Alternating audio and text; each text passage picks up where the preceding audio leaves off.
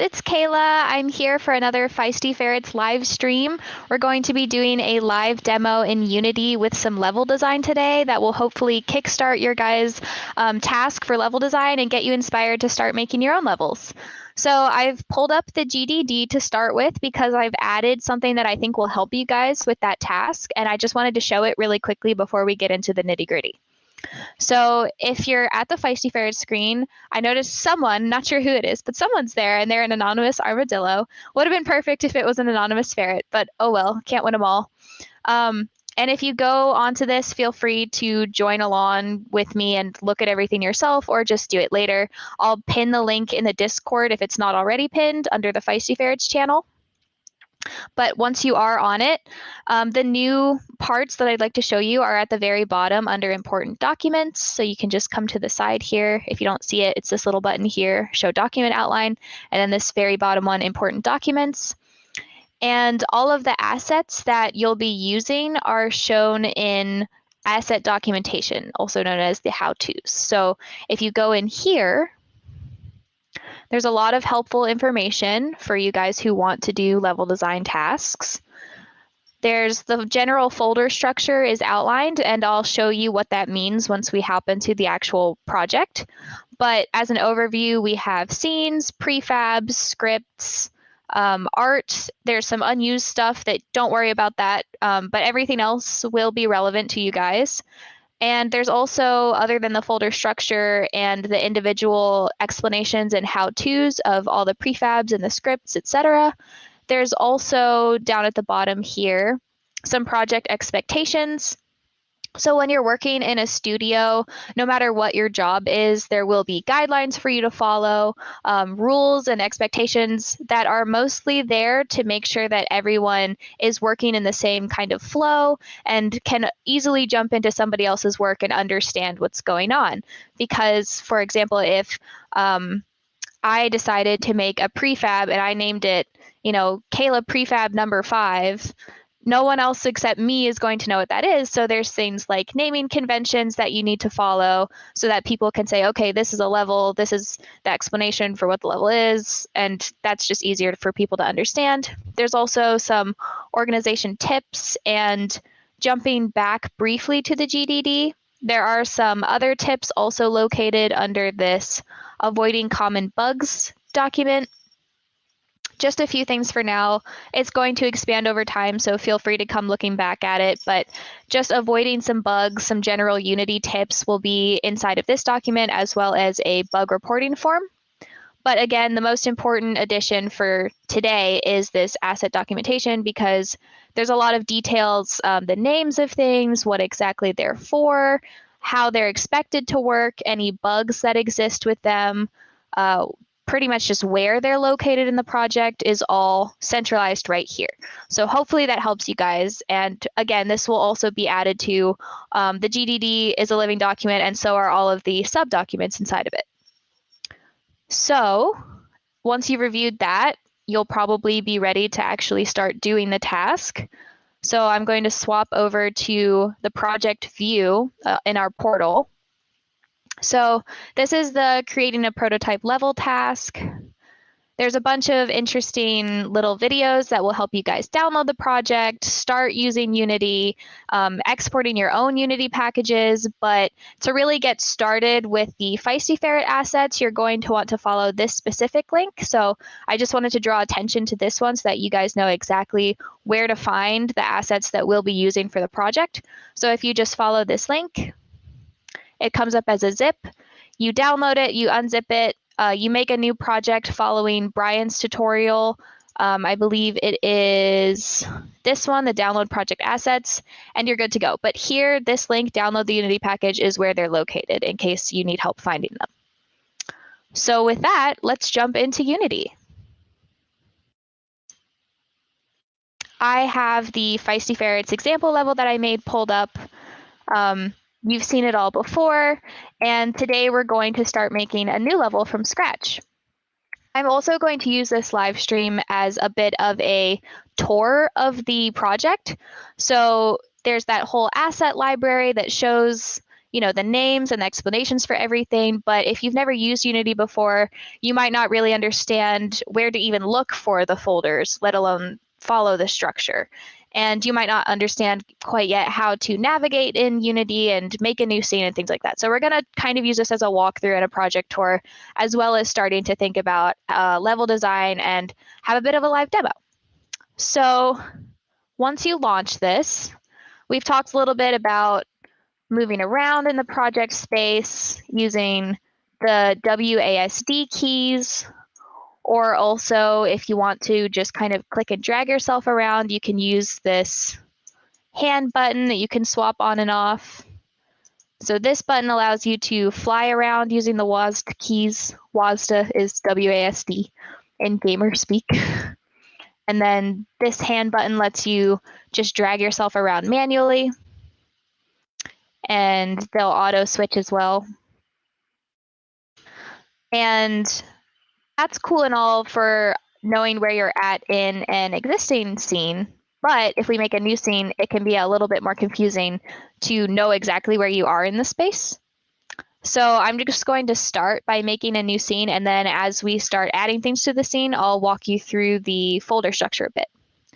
So if you've never created a new scene or a new level in a Unity project, you can go up to File, New Scene. We're going to be using the basic built-in one because it comes with some lighting and a skybox, which is that bluish stuff that you see around. This version you can see is completely empty. There's nothing. We want to be able to have a little bit of that gradient sky, and it just sets it up a little bit more nicely for us. So all we do is press this and say create. And once we're in there, like I said, it can be a little more confusing once you have a fresh scene to understand where you're at. There's not any geometry yet to ground us to our position, so it kind of just looks like a completely open world. And when we make this new scene, the only two things that the basic scene will come with is this camera and a directional light. So we want to keep the directional light for sure, and we're going to keep the camera for now, but we might not want it the whole time, and we'll get into why in a little bit. So if you wanted to go back to the old scene, you could either go to File, Open Scene, and here's the very basic folder structure of the assets. So Feisty Ferrets will be your project. You can ignore all of these things, but assets is really where you're going to be pulling everything from and finding things that you need for the project. So again, if you wanted to open an old scene, you could go into this from assets, then scenes, and you're going to want to make your own folder. I already have my folder, so when you make a folder, just put it under your name and then underscore levels. Mine is Kaela levels. So if I wanted to open up my example level again, I could just double click on this, but I'm going to save this level so that we can start working in it. And following the naming convention for levels, we're going to do Feisty underscore ferret underscore LVL underscore, I'm going to call it playground. And you can give that whatever name you want. You can be creative. This is to open it. Yeah, that's to open a scene. So I'm going to follow that same structure, but I'm going to save it this time. So again, scenes, Kaela levels, and then now I can name it Feisty Ferrets LVL playground. Cool. So now I have this. My cat would like to say hello to you. This is Artemis. Say hi. You're very cute. She likes to hop on my desk while I'm working. So now that we have this playground level saved, we can start actually adding things into it, and then we can save as we go. And that's super important because if anything happens, you don't want to have been working for a long time and lose your work. This can go for code. This can go for creating a level, artwork, pretty much anything. Just save your work constantly and make sure it has a name that you'll understand. Okay, this is what I named it. I can go find it again if anything crashes or anything, because we're working with technology. So looking at this, the first thing that we're going to want is probably our cage. I'd like to note that Corey has been doing some amazing live streams for the Dawn City Heist game, in which he's been doing gray boxing videos and white boxing explanations. We could do that here where we just kind of put in a bunch of geometry and don't care about what we have, but that workflow is often reserved for when you don't have the art yet, so that level designers aren't bottlenecked by waiting on the artists. So since we have a cage, we're just going to start by putting the cage in the level first. So we already saw that this asset structure, you could follow it to find the scenes, but you can also find everything else there. We have an art folder, prefab, scripts. My cat is climbing the wall. And our cage is actually going to be located underneath of art and then cages, because this is a 3D model. And I think I'm going to make it a prefab pretty soon, just so that you guys can find it a little bit easier. But again, that's art, cages, and then this one, cage small. And now we're getting a little bit of understanding, like, okay, here we are in world space. Now I understand. It's not just an open plane anymore. So I have some grounding of where I'm at. And the other thing that we're going to need to add to this, so this is just the model with some shaders and things that make it the right color. First things first, we're going to set its position to 0, 0, 0, because that's just a best practice in Unity. Anything that's you're putting other things on top of, as a general rule, needs to be positioned at 0, 0, 0. Otherwise, the child objects are going to adopt that initial offset, and if you try to move things around, you might get confused about where they actually are in world space. So this is at 0, 0, 0 now, and since it's just the model, oh, this is nice, I already typed it in, we're going to add a mesh collider, so I'm going to delete that and just say mesh collider. So a collider is what allows us to actually run into things. And actually, we have the cage. I'm going to take a step backwards for a second. So we need the cage. That's pretty much the first thing that we want to see. But we also, the other initial thing that we're going to want to see is the ferret, right? Because that's how we play the game. So if I go to prefabs, player controller, that's our ferret. So say that we just put him in wherever we feel like and press play. So I don't see my ferret. That's weird. I do see the cage because I put it in here, but I'm moving my mouse and I'm not swiveling around like I was in the example level. And that's because even though we have our ferret, this main camera is taking the initial player view. So we're going to have to delete that in order for the ferret's camera, which is inside of its prefab, to attach. So now if I press play after deleting that main camera that the scene is just created with, okay, so now I see my ferret, but I'm falling. Oh, it looks so weird. There's nothing underneath me to catch me at all. So I can look around and stuff, but I'm just plummeting because I did not position my ferret. If I go here, I didn't position my ferret to be on top of this. So if I move him around and put him into the cage, then we should expect to be caught by the cage, right? So let's see what happens when we press play now. Okay, so, well, we saw the cage, but we still dropped right through it.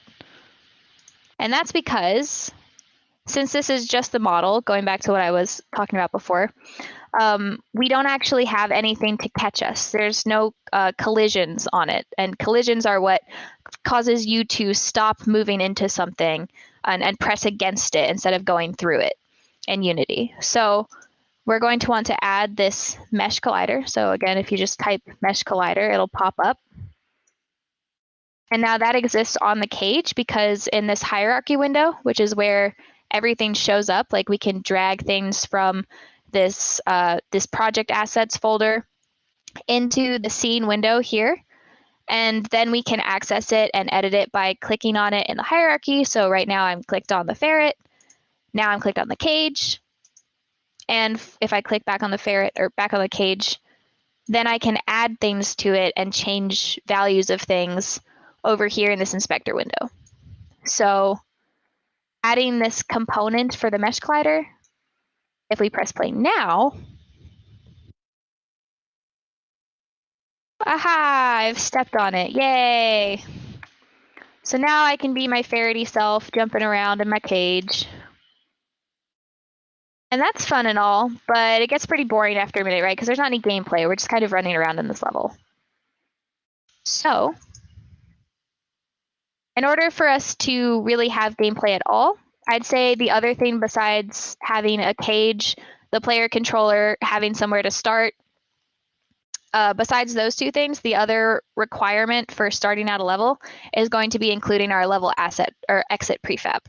So if you go back to assets, prefabs, level setup, then we have this level exit prefab. And again, you can just click on it and drag it into the scene window here.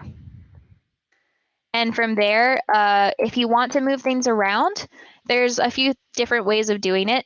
So if we have this button selected over here, we can move it just by clicking and dragging on these axes. And they all have different meanings to it. If you look at its position here, earlier we set the cage's position to 0, 0, 0. So if I zero this out and I don't want it to be there, I want to move it somewhere else, we can click on one of these little arrows, which are our axes, drag it around. So right now it's going in the forward direction along the Z. If you look at the position changing in the inspector window under transform position, and that Z value is changing. Our Y position should be up and down. So that's our up axis. You can say that one changing too. And then our right is our X axis. So that'll move us left and right in the world. But if you don't feel like using these little arrows, you can also just set the position manually like we've been doing with that. Say that I know specifically that I want it to be at a Z of 10 and, well, we don't want it to be at a Y of 20 because then it will just fall down, right? But I could put it to like 30 on the X and now it's not at 0, 0, 0 anymore. So either way of moving that. The same thing works with rotation. With this button, it gives you this little circle and you can click on the axes colors will match what the movement ones were. So we can rotate around the x-axis. So if the x-axis is left and right, we're moving around this way. So like this. And we can also set those to be whatever we want. We can set it to like a rotation of 0 or 20. Whatever we want to. And then scaling is available with this button. So you kind of just stretch things when you're doing that with these. Or again, you can just say like, I want it to be 1, 1, 1, and then all the scale on all the sides will just be 1. So now that we know how to position it and make it bigger and smaller, the point of this prefab specifically is again to allow the players to have an exit. So we're going to need this, we're going to need the cage, and we're going to need the player controller to start anything with our level.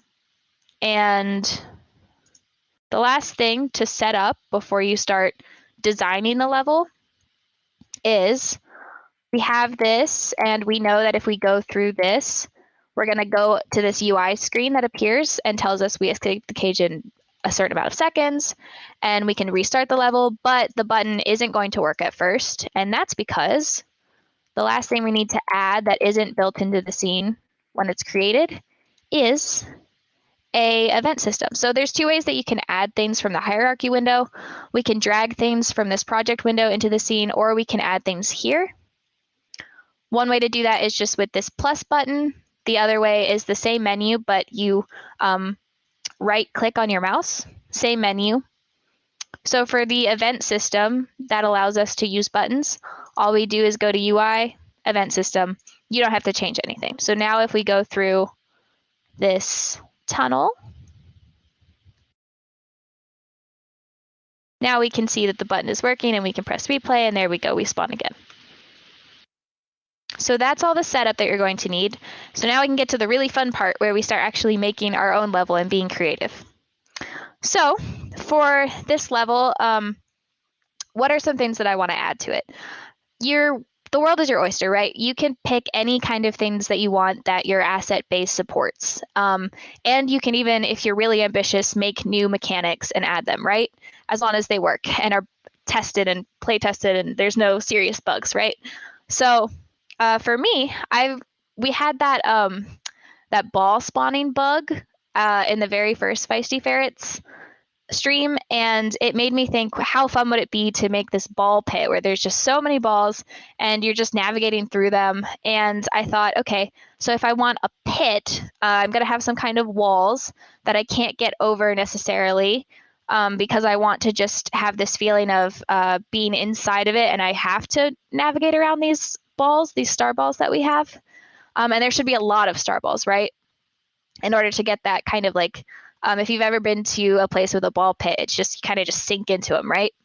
So I want that feeling to be emulated. And that's fun, but how do we make it into a puzzle, right? Something that's not just running around and seeing what happens when you do that, but something that's kind of a challenge, right? That the player has to think like, okay, I have to do this to get to the next part of the level, having this sense of progression, right?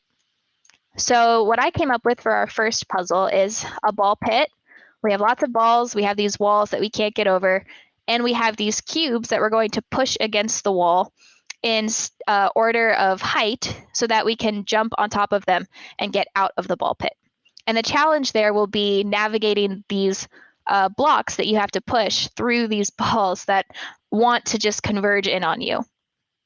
So to start making that, a lot of times in level design, it's good to, when you have an idea, just start drawing it out, writing down all the ideas so that you don't forget anything. And it also will just help you visualize, like, if I'm just looking at this empty level and I'm like, okay, I want a ball pit, then I just start making it. I might not really have an idea of how I want it to look in the end.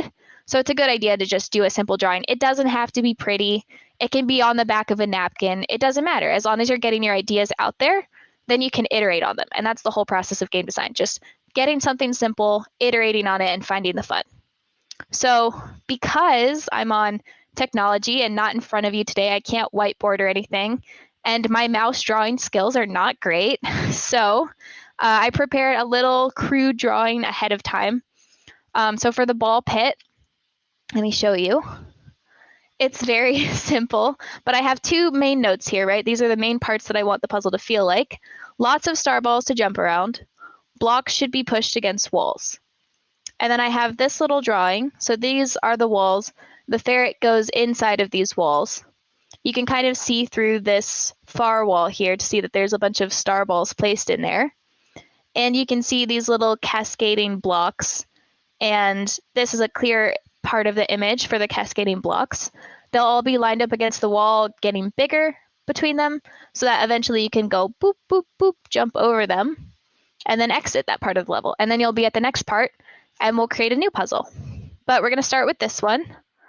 I do have ideas for the other ones, but I'm not sure how much we'll get into in this stream. It might become a two-part stream potentially.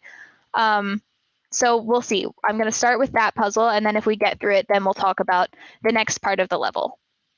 Because levels should either have one really, really big puzzle that's a super duper challenge for the player to figure out, or they should have multiple small puzzles, but they probably shouldn't just have one small puzzle. So to get started, I think the first thing I want to make are the walls, right? Have this feeling of, okay, I'm stuck inside this space. Somehow I'm going to have to get out. So there are two ways that we could start doing that. We could go with the gray boxing concept of just using very plain geometry. That's useful for a few different reasons. Prefabs could have different components attached. So as an example for that, the alternative to our gray boxing would be to use these cube assets that we have, courtesy of Dan. I'm going to give him a shout out every single stream because he's awesome. So yeah, we could use these cubes to start making the walls, but I will show you. The cubes are located under prefabs, platforming obstacles, and then we have a rectangular one and a square one. But I notice this has a bunch of stuff built into it, right? It has a mesh renderer, which is basically how we see it, so that's good. It has a transform, as all game objects do. Every single thing in this that you see, everything in the scene window, no matter what it's called, is a game object, because everything in Unity is a game object. And all game objects have transforms, which are basically position, scale, rotation. So that's just built in. The mesh render, again, is what we can see it with. This rigid body is what we are allowed to push against something, and it has a reaction to us. And then the collider, like I said, is something that you push against it and you don't go into it.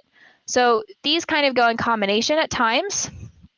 The mesh collider by itself just makes it so that you can't enter a space, right? Like you have this push against. But the rigid body uses physics, so that will allow you are pushing, and then the other object is also responding to that push. So this cube has this rigid body built in, and we can easily drag this in, and this is a prefab now, so we're pulling this from here, and this is an instance of the prefab. So any changes that we make to this here are not going to impact this one. If we did want to impact all of the block squares and therefore change any ones that we had dragged into the scene window, we could open prefab, and that will be a global change again on all of the block square normals. So if I wanted to remove the rigid body on all of them, I would open the prefab and remove it, but I don't want to do that.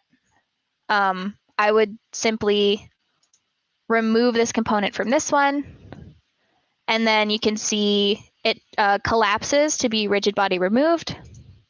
And I can look back at the prefab now. I'm not clicked on the one in the hierarchy, I'm clicked on the prefab, and it still has its rigid body. It's not removed, it's not collapsed.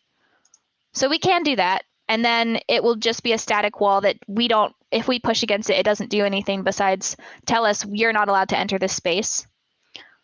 But the other benefit to using just the gray boxes is our texture might stretch. So we have this really cool wood grain pattern, right? If I start making it bigger in one direction without kind of caring about the other ones, the texture kind of gets stretched, right? And it can be kind of fixed if you make it like a sort of uniform scale, but who knows what size I'm going to want these walls to be, right? I could do like 20. Either way, it's still going to stretch the texture. That doesn't really matter at this stage. Again, we're not going for aesthetics, but since we have to make all those changes, we might as well just start by using gray boxing. So to do that, to make plain geometry and not use any of the prefabs, what we're going to do is come up to this hierarchy. Again, you can press up on this thing directly with your left click, or you can just right click in the hierarchy window. You'll get the same menu. We'll go to 3D object, cube, and now this doesn't have a texture. It doesn't have that wood grained pretty appearance. It's just a gray box. And if we start stretching this one, it doesn't matter because it's just a gray flat color. There's nothing to look kind of weird. And we also notice it does have a collider and it does have a mesh renderer. So we can see it and we can push against it, but it's not coming in with this rigid body included.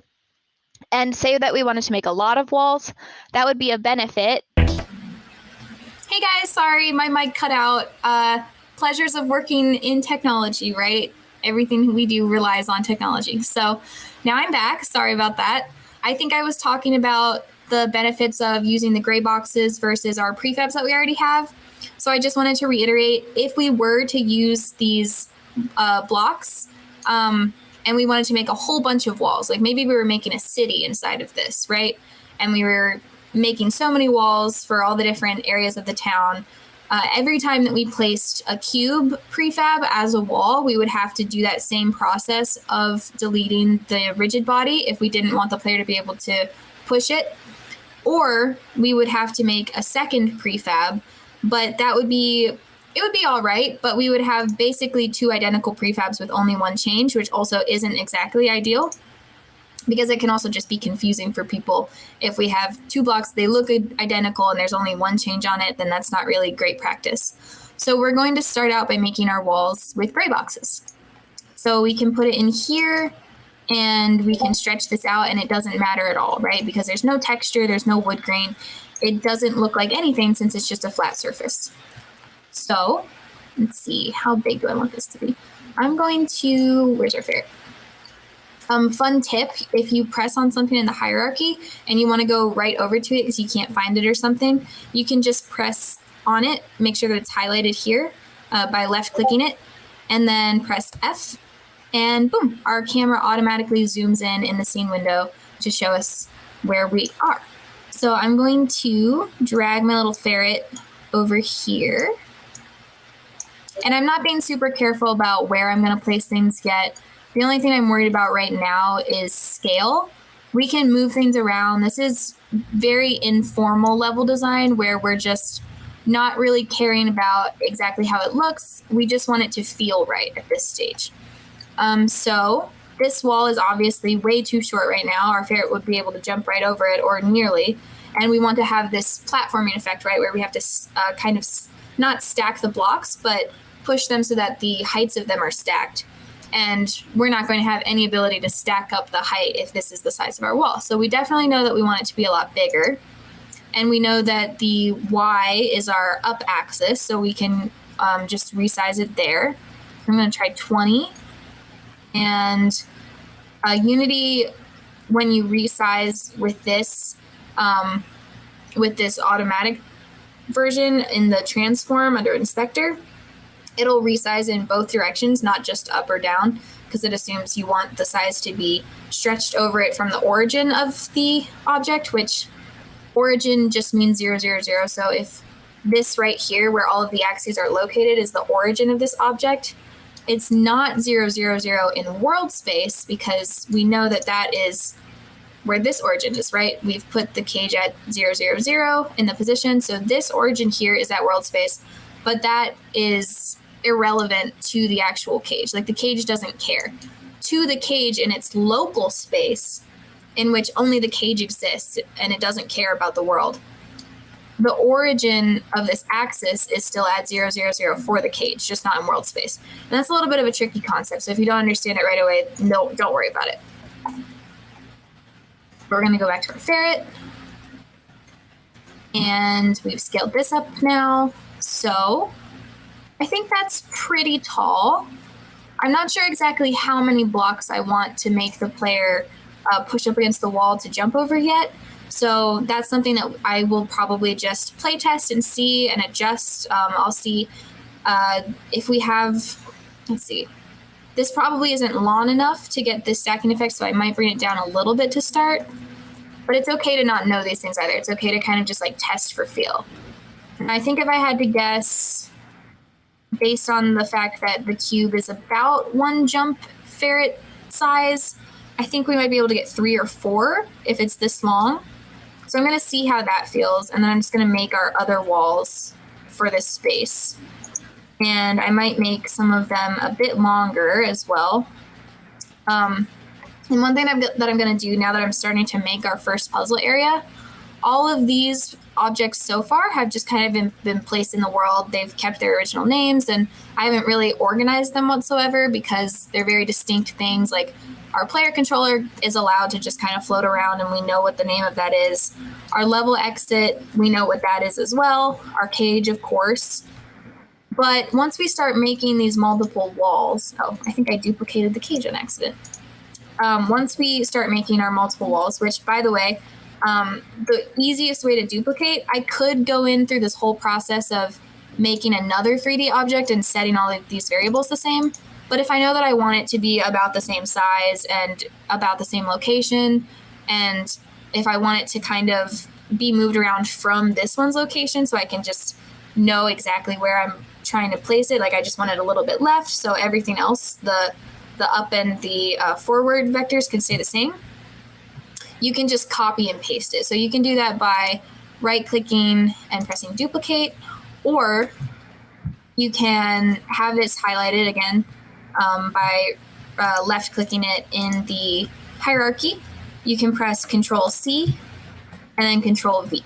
Just like most Word documents, you're just copying and pasting. And then I don't have to change the other axes. I can just drag this out along the x-axis and it will stay lined up perfectly with the original one. So that's really handy. So I think I'm gonna make the play size about this wide. And then I can copy it again. And now I have like cube 1, cube 2. I don't really know the difference between them if I'm just looking at it in the hierarchy. So I know what all of these individual distinct things are. I don't know the difference between these cubes. So what I'm going to do is start organizing. I can create an empty object. So like I said, game objects are the core building blocks in Unity. Everything, whether you see it or not, is a game object. So everything listed here, even if it's invisible and it has no mesh renderer, it's still a game object. And the title pops up right here, like just game object. So you can make an empty one and all it will have is a location. And you can use that to put other game objects into. Like if I know that I'm going to want this puzzle area, I can put all of the individual puzzle pieces inside the puzzle area. And then it's a lot easier for me to just look over at my hierarchy and be like, okay, all of the cubes in the puzzle area must be walls. Or I could even name them walls and have wall 1, wall 2, wall 3, wall 4, but I know that it's specifically the walls inside of the puzzle area. So I'm going to name this game object puzzle area. I'm going to rename these, maybe it will let me, wall. Cool. Yeah, they're all wall now. I'm going to name them wall 1 and wall 2 for at least a little bit of distinction. Okay. And we can shift and go highlight the first one that you want, move up, don't press, but just move up to the second one that you want, shift, and then press to highlight a bunch of game objects at once. And then since I have all of them selected at once, I can just drag them underneath my new empty game object. And then I can even just collapse it. And then I don't have to worry about, oh, I don't even care that there's walls. I just know that this is my puzzle area. The other thing to do here, actually, before I move them into here, I'm going to put them out again for a second. The one thing I forgot to do that's super important when you're placing anything is making sure that, again, it's at origin, because otherwise my offset is going to be different from where I originally placed these. So if I put these back into the puzzle area game object, this one in world space, the origin is at world space 000, which means that these world spaces can be whatever they want, and they're not going to be affected by this parent object, as it's called. So now we have some distinction between them. I believe this was the most recent one, so this is going to be one of our other walls. I'm going to rotate it 90 degrees around the y-axis and kind of just drag it around. And I want it to be a little bit longer, so this time I'm going to pop up to here and have it expand like this. I don't really care that it's overlapping the other walls. I'm not looking for aesthetics right now. I just want it to feel right. I don't really care if it's overlapping or whatever. It doesn't matter at this stage. So I'm going to, again, Control C, Control V to make one more of the same size, and then just drag it on this axis. And now we have a little play space. So I think it feels a little bit small for what I want, so I'm going to make everything a little bit bigger. And again, sorry, my eye is itchy. Again, it's perfectly fine to not be aware of exactly how big you want things. If you want to plan more in depth and come into this level design experience knowing, okay, I want my puzzle area to be exactly this big, that's fine, but you don't need to. You can totally just test around, see what feels good. So this is pretty small now that I'm looking at it, how much play space I have. So I'm going to extend these walls and see, I think I want the scale to be like,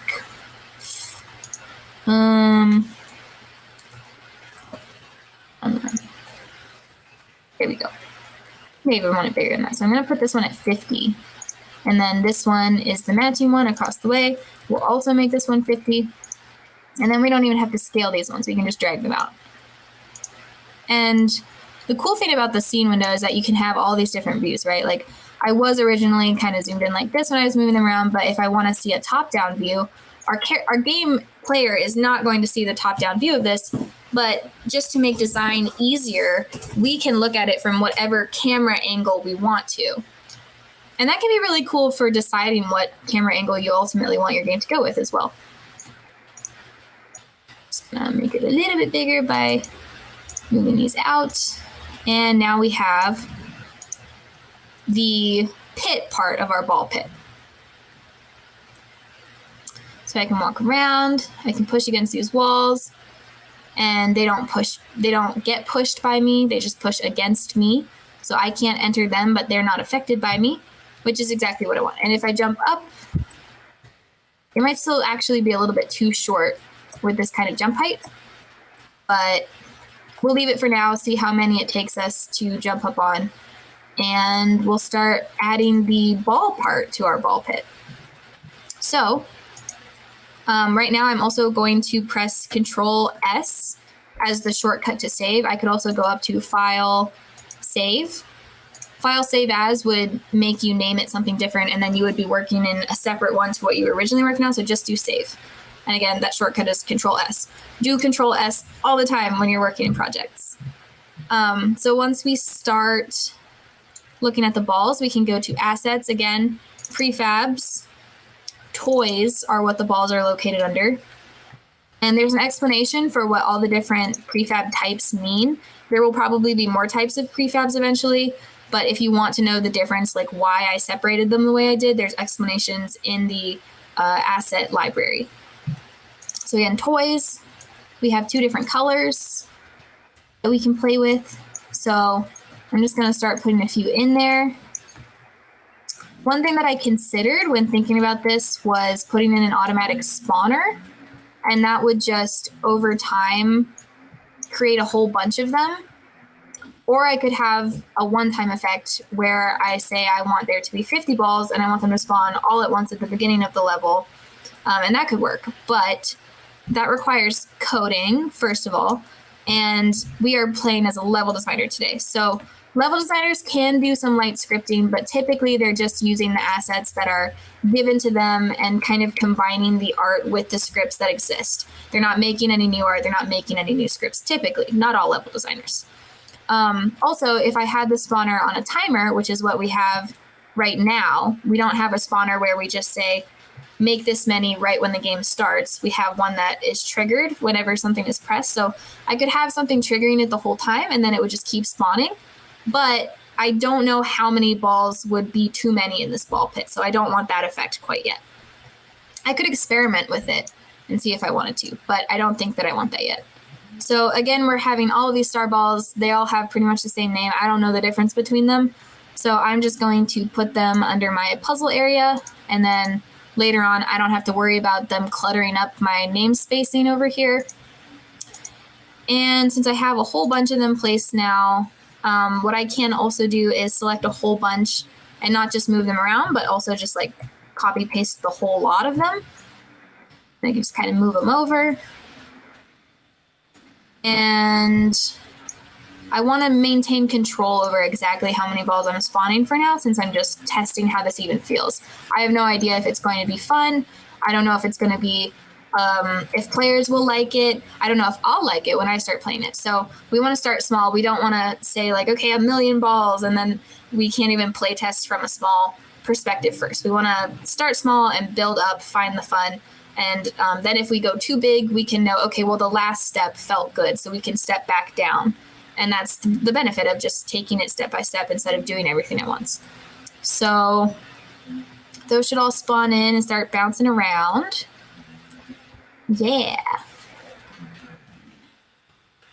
And I think it's so fun to just toss them around. I think they're so cute. Okay. So I think this is too few, even without the actual puzzle part built in yet. I can tell that I'll be able to move stuff around in this space really, really easily. And the challenge here is going to be navigating things around the balls, and we'll probably have to push balls out of the way of wherever we want our ladder to go. The other thing that now that I'm thinking is I was originally going to have it be so that you have this pit and then walls on all sides, but I'm thinking now that I'd rather just have the floor on one side, and that way you can't push the platforms on any of the walls. You have to pick the correct wall that has the floor that you can get up to. Otherwise, you're pushing it against the wrong wall. You go up there and you're like, well, now I'm on the floor and I still can't finish the level. So I think what I want is to plan ahead for that and put down a floor piece, which we may or may not have made a prefab for. I can't remember. Platforming. We have these, level setup. We have invisible walls. Okay, so I'm going to make a prefab soon that's just a floor like we have in the example level. It's not like the whole cage floor, but just a flat platform. For now, I'm just going to, again, gray box it and go up here, add another cube. I'm going to start over since it's not going to be the same dimensions as the other cubes. And I'm just going to pull the sides around because I know I want it to be really long, but I don't know how long exactly. So that looks good. And really wide. Looks like a floor to me. Yeah, that looks good for now. It's a good starting point. And because it's not a rigid body, I don't have to worry about it falling. So I don't have to put anything underneath it to support it. Aesthetically, I might want to later because it would be kind of weird to just have things floating without attaching at least to one of the walls. But for now, I can just put it right here, and I don't care if it's floating on and not connected on the other sides. I just care that there's something there that we're going to be able to jump up onto as our goal for this puzzle. So we have that now, and again, going to see, this star ball escaped me, and this cube I will title floor 1.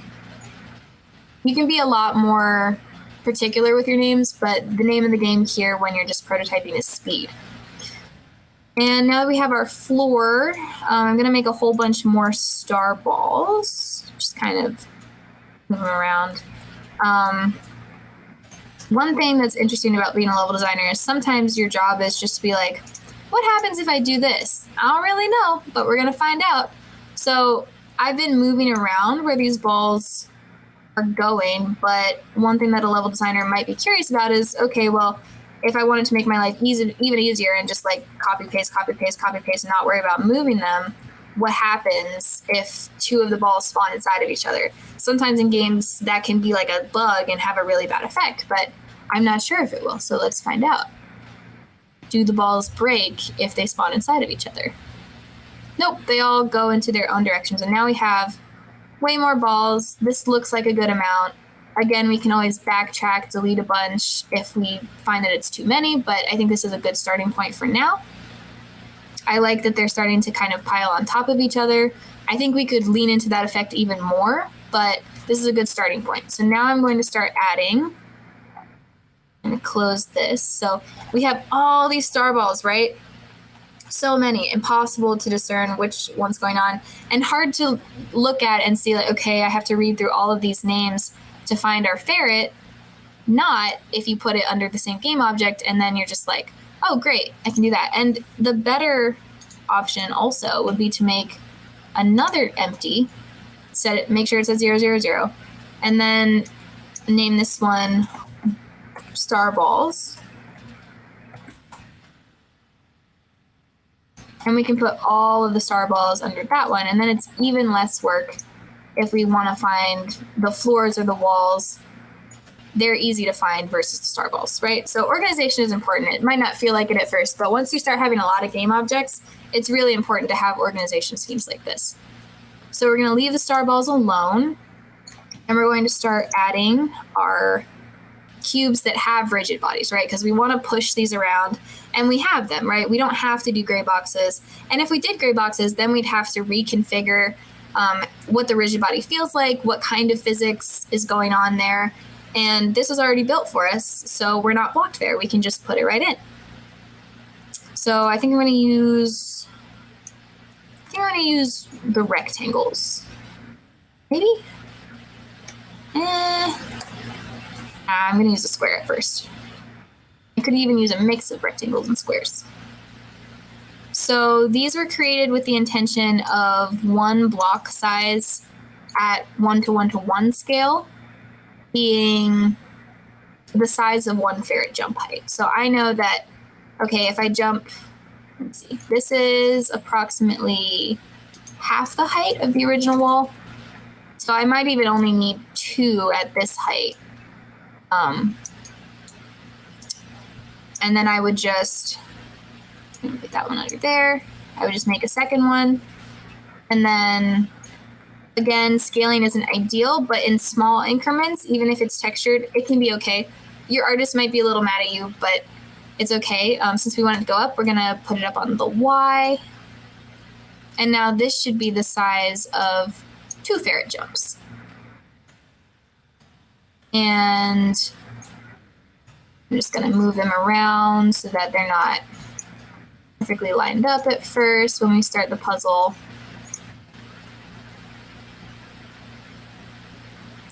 And let's see how that feels. Okay, so the balls are able to push against these as well, right? So this has been pushed like way far over from where it was placed originally because of all the balls, and that's not great. I'm not going to be able to push that up against a wall and have it stand straight up and get me that height I need if I'm able to make it flop around all over the place. So that's fine. We don't want to remove the rigid body still, right? We still want to be able to push against this and have it be pushed back from the direction that we're moving in with a force. We just don't want it to be rotating. And you're able to control that by, again, going to the instance of the prefab that we made. So down here in our project window, that's where the prefab is. And our instance of the prefab that we've dragged into the scene is listed underneath our hierarchy. Any changes that you want to make, unless you're really, really sure that you want absolutely all of the things to be changed, you should just be changing the instance. So make sure you go here. And we can control, even if it's still a rigid body, still pushable, we can make it either not move or not rotate on any of the axes. So it's really configurable to whatever you want. So I'm just going to turn off the rotation in all of the directions, but not the position. So it still can move around, it just can't flip over like this. And I'm going to do that for both of them and see if that feels a little bit better.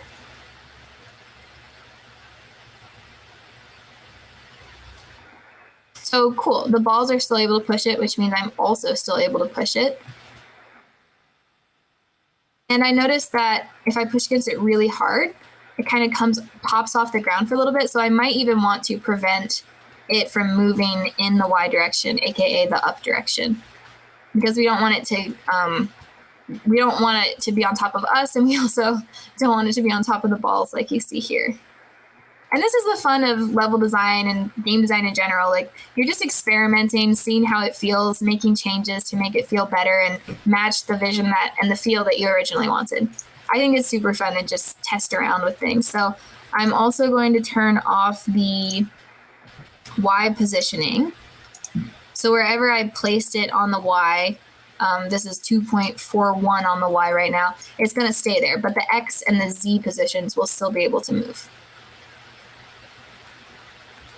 Yeah, now it's not being pushed up. So now I can push it against the wall, and it's exactly what I hoped for, where the balls kind of block us from pushing it exactly where we want to. So that's going to be the challenge, right? Like, if I want this to be exactly up against the wall, I'm going to have to be like, all right, move out of the way, come on. And the balls are also able to push it, which actually adds even more fun than I was anticipating, because I was like, oh, you know, I'll just be adding this velocity and then it'll just stop against the wall. No, if I push a ball and then the ball pushes the block, then it becomes like this ping pong effect, which is actually really fun. I like that a lot. And that's what we call emergent gameplay. When you weren't exactly expecting mechanics to interact in a certain way, but they just do and it feels good, that's emergent gameplay. And that's something that I think is awesome. All right, so something in general that I was thinking of when coming up with all of the puzzles for this level, which I think we're just going to finish this puzzle and then save the other ones for another time. But something I was thinking of is having this push against a wall concept. And again, you'll see it in some of the other ones later too.